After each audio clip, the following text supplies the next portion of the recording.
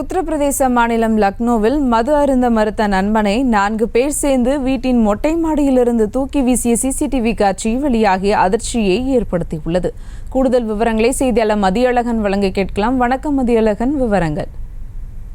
உத்தரப்பிரதேச மாநில தலைநகர் லக்னோவில் ரஞ்சித் சிங் என்பவர் தனது நண்பர்களுடன் ஒரு வீட்டில் வசித்து வந்திருக்கிறார். இந்த நிலையில் நேற்று இரவு அவருடன் இருந்த மற்ற 4 பேரும் மது குடிக்க முடிவு செய்திருக்கின்றனர். ஆனால் ரஞ்சித் சிங் மது குடிக்க மறுப்பு தெரிவித்திருக்கிறார்.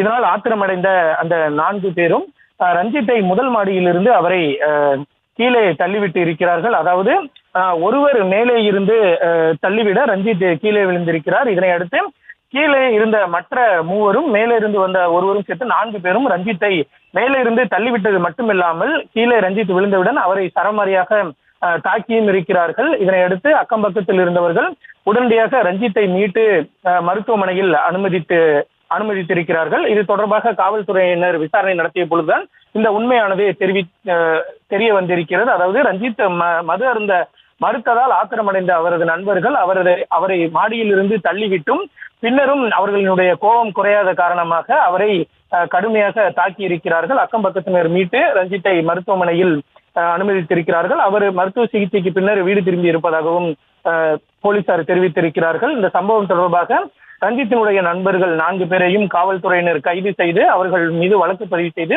விசாரணை நடத்தப்பட்டு வருவதாக காவல்துறையினர் தெரிவித்திருக்கிறார்கள். விவரங்களுக்கு நன்றி மதியழகன். செய்திகளை உடனுக்குடனும் துல்லியமாகவும் தெரிந்து கொள்ள சப்ஸ்கிரைப் பண்ணுங்க.